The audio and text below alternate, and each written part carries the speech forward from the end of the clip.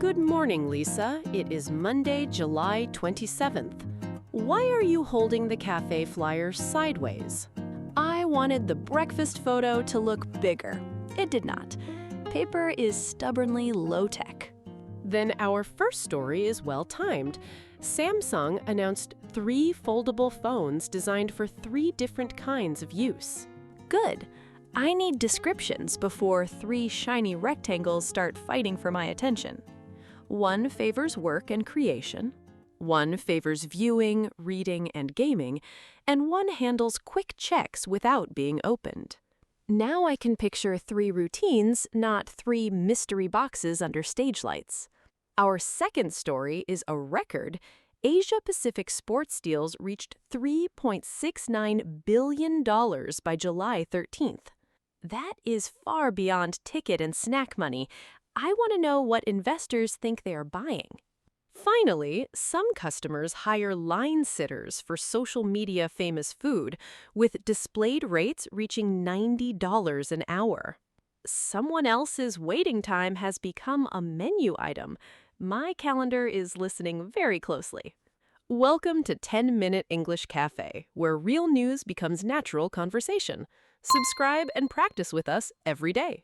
Pull up a chair. Today we are choosing, questioning, and definitely checking the price of waiting. Today's keyword is priority. Mine changes by the hour. At 8 a.m., speed wins. After work, give me the biggest screen. Then start with Monday morning. A work canvas, an entertainment screen, or information without opening the phone. Quick information first. I don't need a cinema before I finish breakfast. Hold that answer. The actual screen sizes and camera tools may change your decision. I'm ready. Show me why the company needed 3 foldables instead of 1. Samsung announced 3 foldable phones for distinct uses: the Ultra Fold for work and creation, the regular Fold for immersive viewing, and the Flip for closed phone checks and self-expression. My first vote goes to the Flip, but I refuse to give up a large reading screen without hearing the trade-off. The work model has an 8.0-inch main display, weighs 215 grams, and is positioned for large-screen AI multitasking and content production. If I were editing under a deadline, that workspace would matter. For checking one meeting, it sounds like extra phone. Its creation tools include a 200-megapixel wide camera, a 50-megapixel ultra-wide camera, 8K recording, and tools for color styling. That is a creator's kit, not automatic proof that everyone needs the top model. The next model weighs 201 grams and opens to a 7.6-inch 4:3 main screen for movies and games. Rotate it for reading and web browsing. 14 grams lighter and still large? That sounds closer to my train ride than my editing desk. Its 5.5-inch cover screen uses a taller 10:16 shape for short content. 2 50-megapixel cameras can record both sides, and another tool can track a selected subject. I like that sequence, but those camera tools wouldn't decide the purchase if reading is my real priority. So which matters more to you, producing content on the phone or consuming it comfortably? Consuming it. I'd take the middle model for articles, games, and a movie without carrying a full production focus. The compact model weighs 180 grams, is 6.1 millimeters thick when open, and has a 4.1-inch outer window. My pocket understands 180 grams immediately. My eyes also understand that 4.1 inches is not my novel screen. That window can show weather, schedules, notifications, and supported apps without opening the phone, though availability can vary by market, language, and app. That would save me from opening the phone for every tiny alert, but I wouldn't treat it like the large reading screen.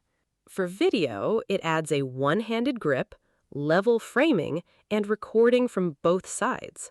I would pick that for a quick self-shot update, not for editing a long video across several apps.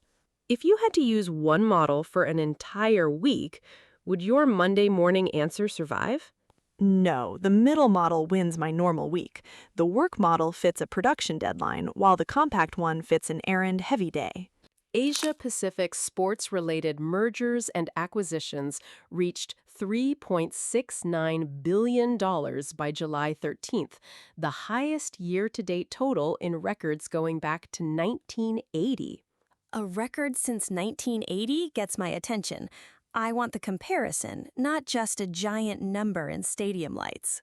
The total was more than 12 times the same period a year earlier. Worldwide sports deal-making stood at $8.34 billion. Now the acceleration is clear, and the regional figure still sits inside a larger global market. Reuters reported that wealthy individuals and fund managers are investing directly in sports assets. Directly means this is not fandom with a premium seat. They want an ownership position. Often, they seek minority stakes in franchises, leagues, and sports technology companies, rather than buying an entire business. So they may own part of the table without controlling every chair. The contract decides how much that part can do. Investors are watching audience growth, media rights fees, and expanding digital platforms. I prioritize the fan experience, so I need to push back. More investment does not guarantee a better ticket or stream.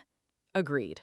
The figures show deal value and investor interest, not future prices or benefits for fans. Then this is a record for deal-making, not a customer satisfaction trophy. Another report described public interest in a minority stake in Liverpool FC, with a reported valuation range of $6 to $7 billion. Interest is not a receipt. A large valuation can make the conversation serious without making the purchase complete. No final transaction or undisclosed terms should be claimed from the investor group's expression of interest. I still want to watch what happens, but I'll keep the verb in the discussion stage. Which investment case seems stronger to you? The prestige of a famous club or growth in audiences and digital platforms? Audience and platform growth. It explains interest across leagues and technology, not only one famous badge. CNN and Eater documented customers hiring food line sitters, while TikTok, other social media, and fear of missing out help drive demand for the service.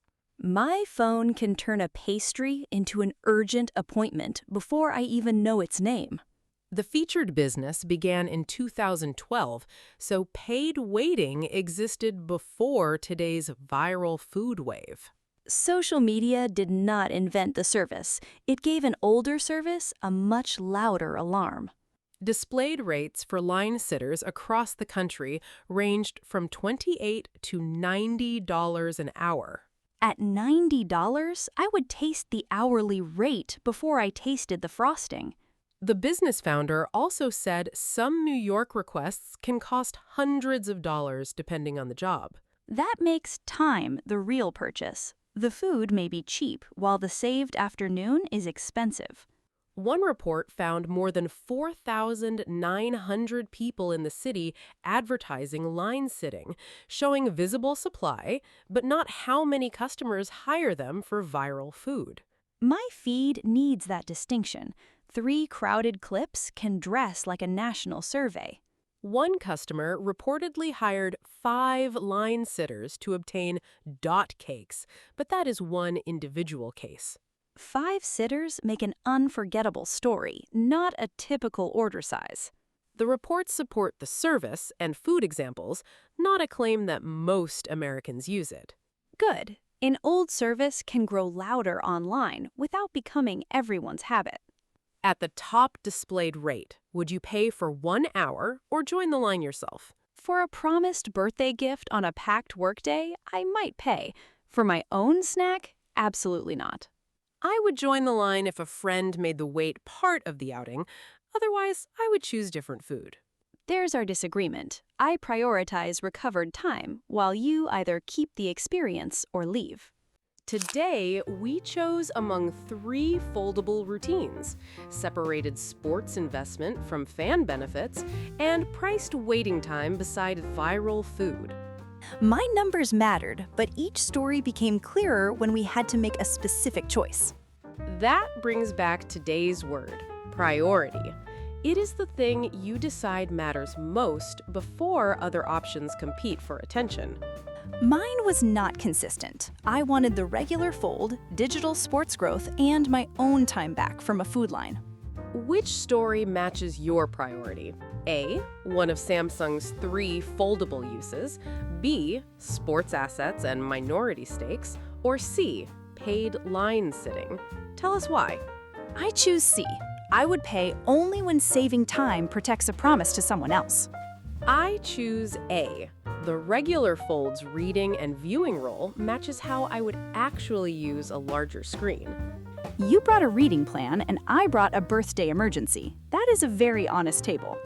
Share A, B, or C and your reason in the comments. Any language is welcome, and an emoji is welcome too. A folded phone, a stadium, or a cake will tell us where your priority landed. If today's conversation helped your English, please like, subscribe, and ring the bell. Take priority with you. Name what matters most, then compare the details. Thanks for spending Monday with us. If the cafe flyer still looks small, don't fold it, just move it closer.